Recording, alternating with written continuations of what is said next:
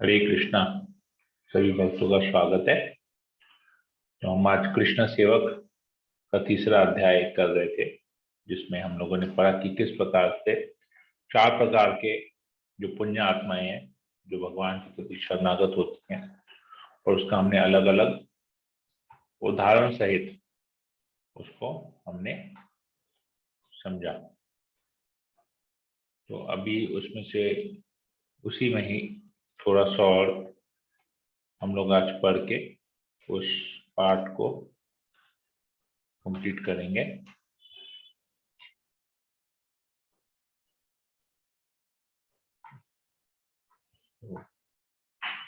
चर्चा प्रारंभ करने से पहले हम लोग मंगलाचरण कर लेते हैं।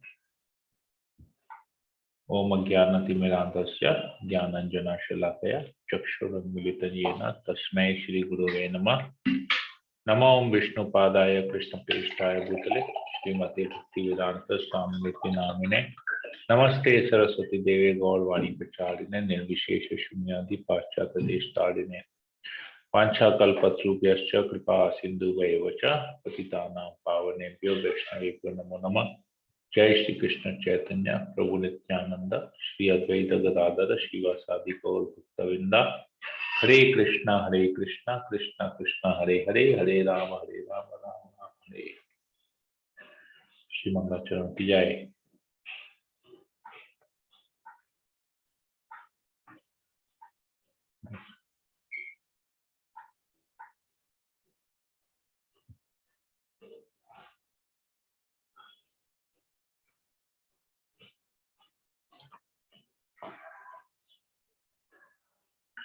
तभी हम आज चर्चा करेंगे मिश्रित भक्ति भावना से विशुद्ध भक्ति भाव की ओर। तो हम लोग अभी जो भक्ति कर रहे हैं ये मिश्र भक्ति है, मिक्स डिवोशनल सर्विस है, क्योंकि उसमें कुछ पाने की अभिलाषा अभी भी हमारे मन में है। अगर अभिलाषा नहीं भी है परंतु कुछ मिलता है तो उससे हम खुश होते हैं, उसको स्वीकार करते हैं। जैसे फॉर एग्जाम्पल छोटा सा उदाहरण से देता हूँ, हालांकि भक्ति से जुड़ी हुई है लेकिन फिर भी ऐसा प्रतीत होता है।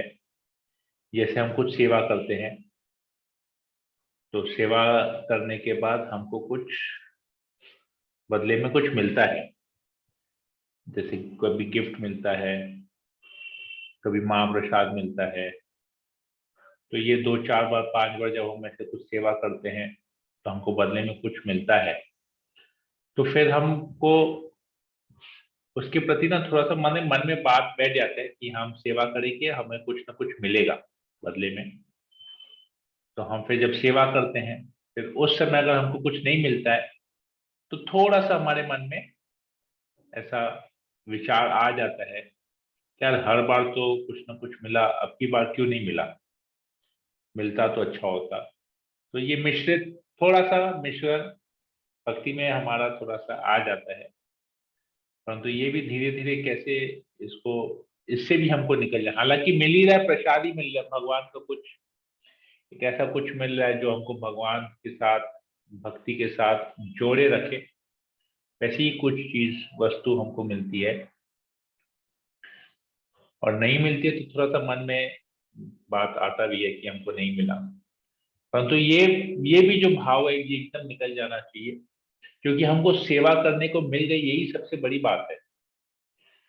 क्योंकि सेवा बहुत कम लोगों को जीवन में मिलता है। जब सब लोग करते हैं, प्रतिदिन सब लोग 16 माला जप करते हैं, हरे कृष्ण कृष्ण कृष्ण हरे हरे, हरे राम राम राम हरे, और भगवान से रोज प्रार्थना करते हैं। 1728 बार भगवान से प्रार्थना करते हैं, राधा रानी से प्रार्थना करते हैं कि हमको भगवान कृष्ण की सेवा में लगाओ। परंतु कितने जन हैं जिनको रोज सेवा मिलती है? 1728 बार। जो 16 माला जप करते हैं उसको इंटू 108 कर दीजिए तो 1728। 1728 बार आप एक ही रिक्वेस्ट कर रहे हैं कि हमको, हे राधा ने हमको कृष्ण की सेवा में लगाओ प्रतिदिन। ऐसा नहीं कि महीने में एक बार बोले, हफ्ते में एक बार बोले, फुर्सत में बोले, समय निकाल के हम लोग सेवा के लिए मांग रहे हैं। लेकिन कितनों को सेवा मिलती है? बहुत कम। अब गिन चुन सकते हैं। अनेक संख्या में लोग हैं जो सेवा मांग रहे हैं, ये हरि नाम का जप कर रहे हैं, परंतु कितने लोग वास्तविक रूप में एक्चुअली सेवा कर रहे हैं वास्तव में, ये बहुत कम है। आप गिन पाएंगे, उंगलियों पे गिन पाएंगे कितने लोगों को सेवा मिलती है। और डेली, हाँ, बात ये हो, सेवा मिलने का मतलब साल में एक बार मिल गया वो नहीं, सेवा प्रतिदिन मांग रहे हैं, लेकिन प्रतिदिन सेवा मिल रही है कि नहीं वो भी देखना है। जो प्रतिदिन सेवा मान ले, लेकिन उनको अगर साल में एक बार मिलती है, 2 बार मिलती है सेवा, तो कोई बड़ी बात नहीं है। बड़ी बात है कि जो रोज सेवा मांग रहे हैं और रोज उनको सेवा मिल रही है, ये बड़ी बात है। तो ऐसे लेवल पे आना बहुत बड़ी बात है। तो ऐसा अगर कोई करता है तो फिर कोई ये मिश्रित भक्ति नहीं, वो फिर विशुद्ध भक्ति की ओर जा ही रहा है, क्योंकि वो डेली सेवा कर रहा है, प्रतिदिन सेवा कर रहा है, और बदले में उसको कुछ चाहिए नहीं। उस सेवा करने से में जो आनंद है, बस उसमें ही उसका हो जाता है। यहाँ पर हम आज चर्चा करेंगे मिश्रित भक्ति भावना से विशुद्ध भक्ति भाव की ओर। तो कोई इसको पढ़ लेगा? प्रभु जी हम पढ़ ले? हाँ, पढ़ लीजिए मत की। मिश्रित भक्ति भावना से विशुद्ध भक्ति भाव की ओर। समस्त भौतिक इच्छाओं, दुख निवृत्ति, जिज्ञासा, अर्थ भाव, ज्ञान ज्ञान की खोज, ज्ञान की खोज कर ज्ञान होगा, स्पेलिंग मिस्टेक है, ज्ञान की खोज। अच्छा, ज्ञान की खोज सबसे बाहर निकल कर विशुद्ध भक्ति की जा सकती है। चारों प्रकारों में जिस भक्ति की परिपूर्ण ज्ञान है और साथ ही भक्ति में संलग्न है, भगवान कहते हैं कि वही श्रेष्ठ है। ज्ञान के आधार पर यह पता चलता है कि यह शरीर नहीं है। इसी ज्ञान से जब आगे बढ़ता है तो उसे ज्ञात होता है निर्विशेष ब्रह्म और परमात्मा क्या है। जब वह ज्ञान से पूर्णतः पवित्र हो जाता है तब उसे पता चलता है कि वह भगवान का शाश्वत दास है। इस प्रकार विशुद्ध भक्तों की संगति से उनकी जिज्ञासा, दुख, भौतिक संपन्नता की इच्छा, ज्ञान सब कुछ पवित्र हो जाता है। किंतु अपनी प्रयत्न अवस्था में भी जिसको भगवान का ज्ञान है तथा भक्ति में लगा है, वह भगवान को बहुत प्रिय है, जिससे पूर्ण ब्रह्म परमात्मा की आध्यात्मिक चेतना का ज्ञान है। भगवान उसकी इस प्रकार रक्षा करते हैं कि भौतिक दूषण उसे स्पर्श भी नहीं कर पाते। सारांश यहाँ यह है कि जब 8 अर्थात जिज्ञासु ज्ञानी ये सभी भौतिक कलमश से अपने को मुक्त कर लेते हैं, साथ ही जान लेते हैं आध्यात्मिक विकास के लिए भौतिक किसी कण की आवश्यकता नहीं, तब वे विशुद्ध भक्ति को प्राप्त होते हैं। जब तक उसे पवित्र स्थिति तक भक्त नहीं पहुंच जाता, तब तक उसकी भगवान के प्रति सेवा भावना सकाम फल की आशा है। भौतिक ज्ञान की खोज में लगे रहने के कारण दूषित रहती है। अतः विशुद्ध भक्त की स्थिति तक आने से पहले इन सब को पार कर लेना होगा।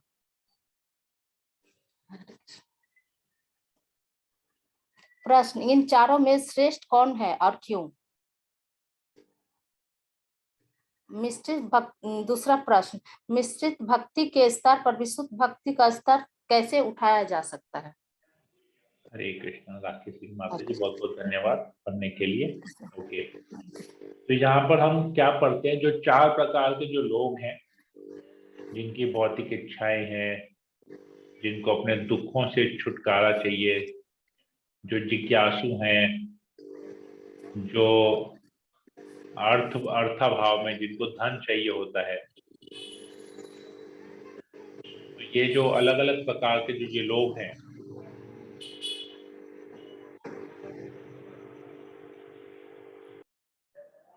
ये जो अलग अलग प्रकार के जो लोग हैं, ये लोग भक्ति में संलग्न रहते हैं। भक्ति में संलग्न रहना मतलब भगवान के अस्तित्व को एक्सेप्ट करते हैं, कुछ भी चाहिए होता है भगवान से प्रार्थना करते हैं, कुछ ना कुछ उनको चाहिए होता है, वो हर समय भगवान का स्मरण करते हैं। लेकिन किस लिए स्मरण करते हैं? कि उनको बदले में कुछ चाहिए। तो ये चाहते तो और कुछ भी कर सकते थे, परंतु ये लोग भगवान का स्मरण करते हैं, भगवान के प्रति शरणागत होते हैं, भगवान को नमस्कार करते हैं। तो ये सब जो है जो भगवान के प्रति आते हैं, तो भगवान कहते हैं ये सब श्रेष्ठ हैं, सब अच्छे हैं। तो ऐसे जब वो लोग करते हैं तो धीरे धीरे धीरे धीरे बहुत एक लंबा प्रोसीजर होता है, बहुत एक लाइन टाइम कम्बरसम प्रोसेस, एक टाइम कंज्यूमिंग प्रोसेस होता है, परंतु ऐसे लोग धीरे धीरे धीरे धीरे भक्ति में आ जाते हैं। भक्ति कैसी? साधना भक्ति में आ जाते हैं और धीरे धीरे साधना भक्ति करते, सेवा करते करते उनको पता चल जाता है, उनको ये ज्ञात हो जाता है, उनको ये ज्ञान आ जाता है कि उनका जो वास्तविक जो अस्तित्व है वो है कि वो लोग भगवान के शाश्वत दास हैं। उनको भगवान से कुछ मांगना नहीं चाहिए, भगवान उनको बिन मांगे बहुत कुछ दे रहे हैं। उनका कार्य है केवल भगवान की सेवा करना। तो एक टाइम कंज्यूमिंग प्रोसेस होता है, एक टाइम फ्रेम होता है, इसे करते करते करते करते उनमें आता है। और ऐसा, और उनको पता भी चल जाता है, जैसे अभी हम लोग सब लोगों को पता है कि कृष्ण भगवान है, हमको भक्ति करना चाहिए, हमको गुरु के आदेशों का पालन करना चाहिए। हमारी इतनी बुद्धि नहीं है, फिर भी गुरु जैसा बोलते हैं हम वैसा, हमको वैसा करना चाहिए।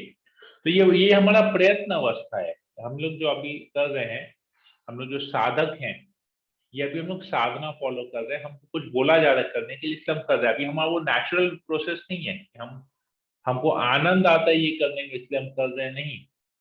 अभी हमको बोला गया है, हमको केवल आनंद का आभास हो रहा है, हमको लग रहा है कि हमको आनंद है। क्यों? क्योंकि हम एक्चुअली बहुत परेशान हैं। हम लोग सब लोग भौतिक कलमशों से इतने ग्रस्त हैं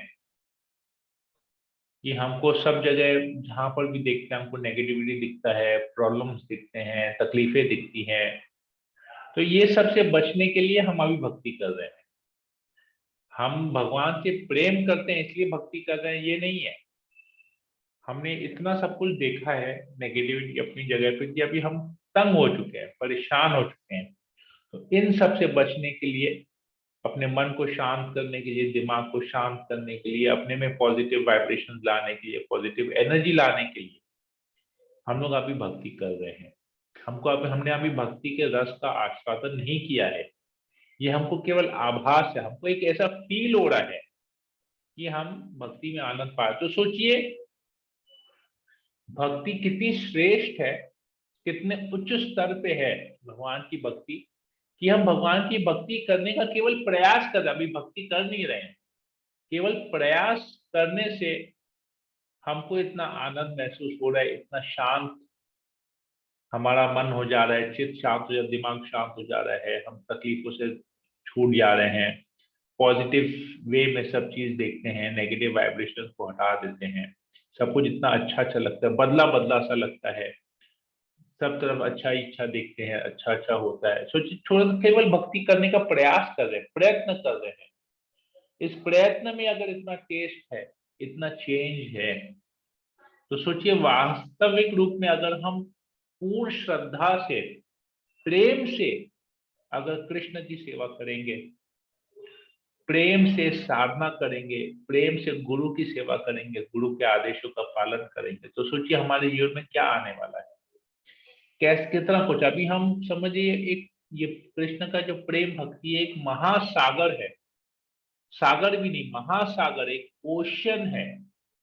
और इस विशाल महासागर का हमने केवल एक बूंद अब तक चखा है। तो सोचिए एक बूंद चखने से ये हमको इतना आनंद मिल रहा है। तो जब हम उस महासागर में वाकई में आके हम जब डुबकी लगाएंगे, उस महासागर में तैरेंगे, तो सोचिए हमको क्या मिलने वाला है, कैसा आनंद, हमारी कल्पना के बड़े बड़े है, हमको इतना आनंद आने वाला है।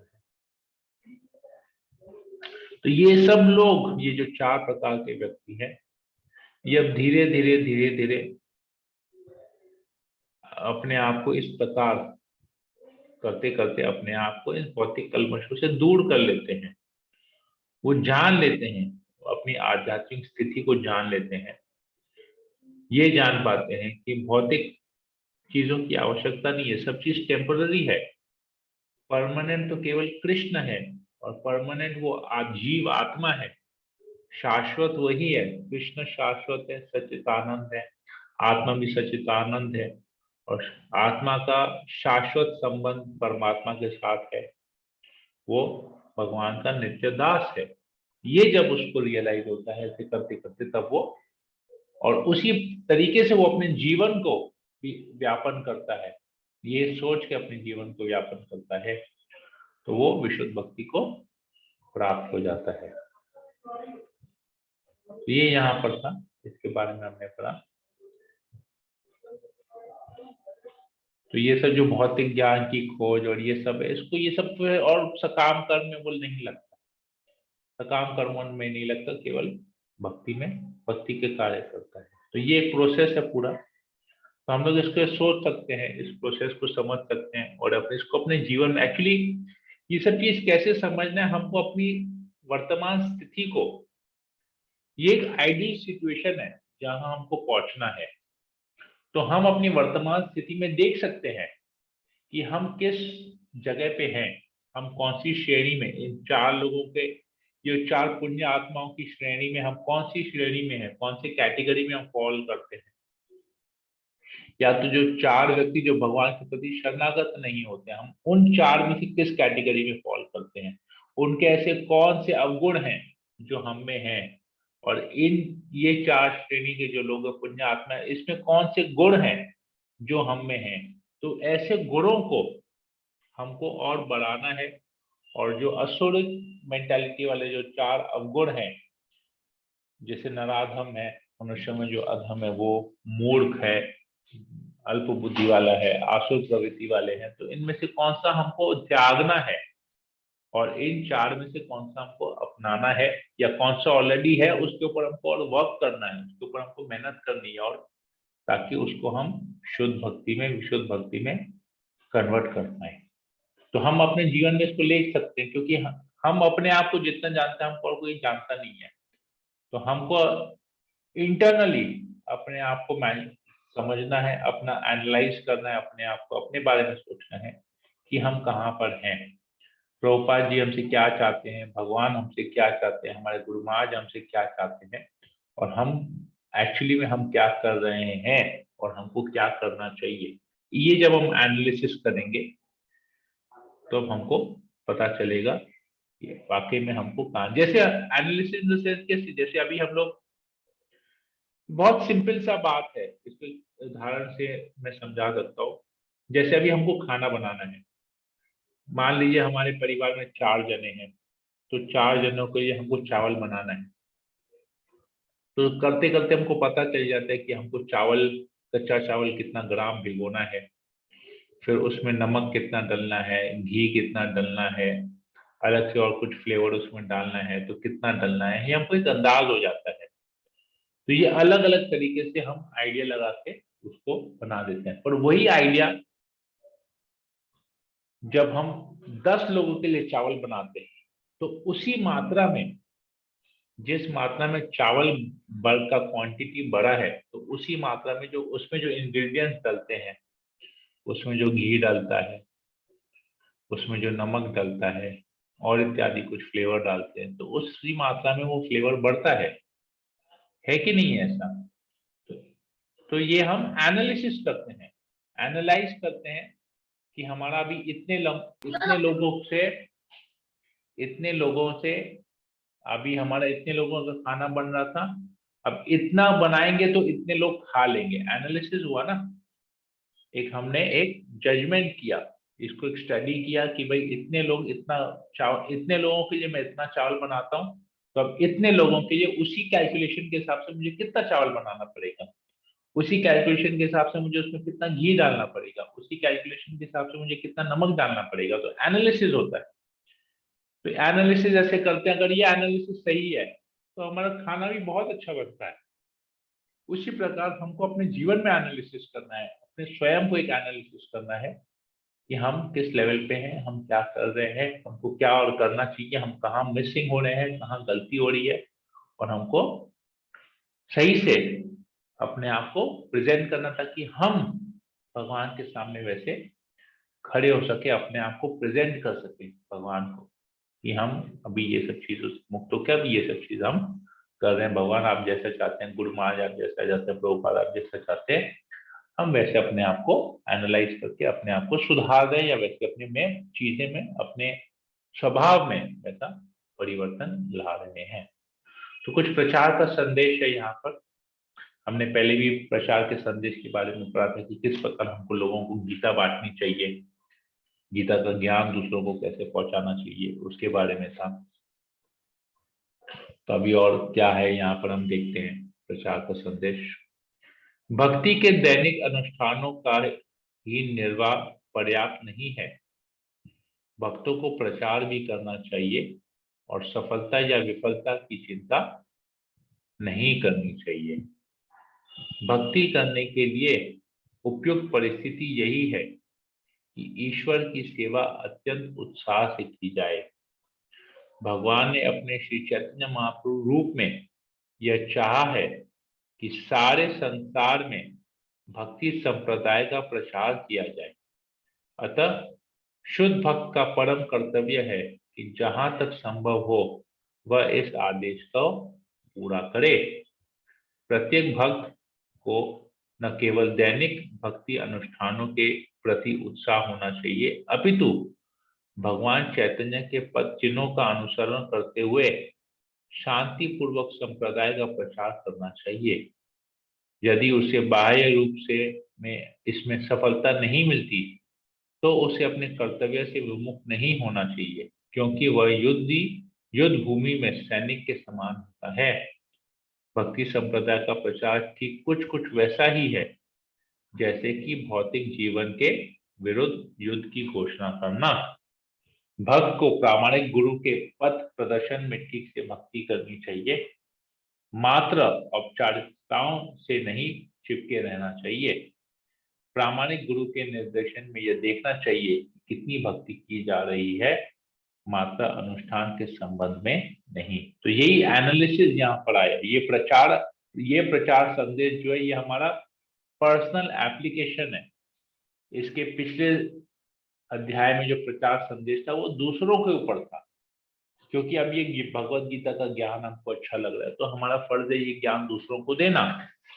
परंतु अभी जो यहाँ पर प्रचार संदेश है वो है पर्सनल एप्लीकेशन, कि हम कैसे भक्ति कर पा रहे हैं, हम कैसी भक्ति कर रहे हैं, क्या हम गुरु के निर्देशन में ठीक से कर रहे हैं कि नहीं, ये हमको देखना चाहिए। तो एक फॉर्मेलिटी की तरह कि भाई हमको बोला गया 16 माला जप करो तो जैसे तैसे करके माला गिन के कंप्लीट कर देंगे, बोला गया एकादशी पालन करो तो चलो जैसे तैसे एकादशी पालन करेंगे, नहीं, जैसे तैसे नहीं करना है, पूरे उत्साह के साथ करना है, आदेशों का पालन करना है, मजबूरी में कोई कार्य नहीं करना है, फॉर्मेलिटी के रूप में नहीं करना है, भाव से करना है कि हाँ ये हमको करना है, ये हम कृष्ण की प्रसन्नता के लिए कर रहे हैं।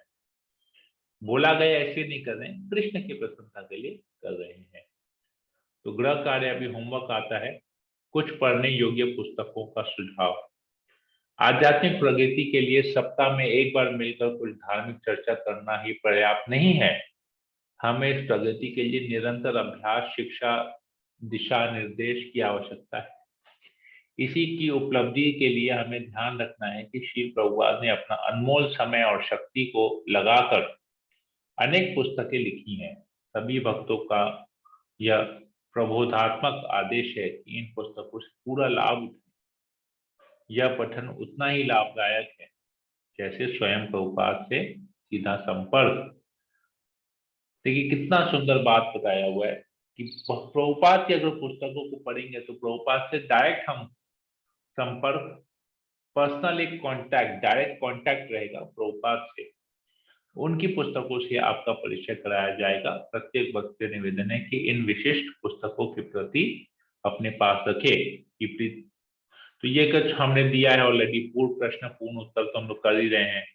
धर्म बोल के एक बुक आएगा, कृष्ण भावना की प्राप्ति वाला बुक हमने दिया है, जन्म मृत्यु के परे भी आएगा। तो बहुत सारे पुस्तक, मैंने तो बहुत सारे पुस्तक दिए हैं।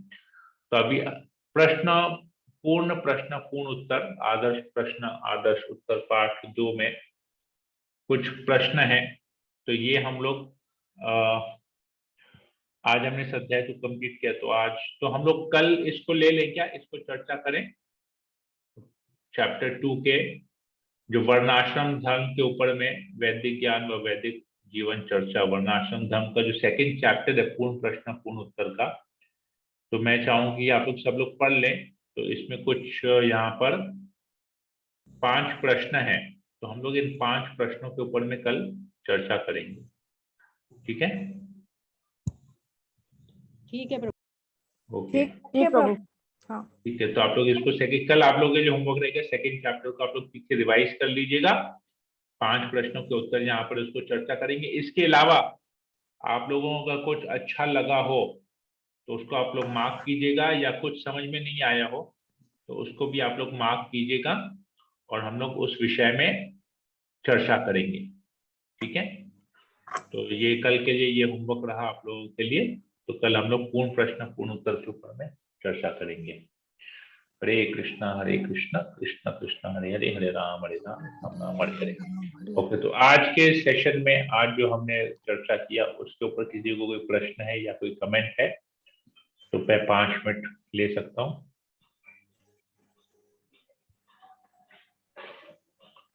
ओके, बबीता अग्रवाल माता जी। नहीं प्रभु अनम्यूट रह गया था। ओके, ठीक है। अमिया रमन माता जी, अमला जायसवाल माता जी, भावना, ज्योति जानती, कोमल, लीलावती मोहिनी माता जी, मुकेश शाह प्रभु, राजेश इस्तानी प्रभु, राखी जायसवाल, राखी सिंह, प्रीति सिंह, सुमन चौरसिया, नीता गुप्ता। हरे कृष्ण प्रभु। हरे कृष्ण माता। कोई प्रश्न किसी को? निशा गुप्ता माता जी, सुनीता माता जी, सुलेखा जायसवाल, राजू प्रभु, नहीं प्रभु जी नहीं। ललिता माता जी। ओके, कोई प्रश्न नहीं किसी को?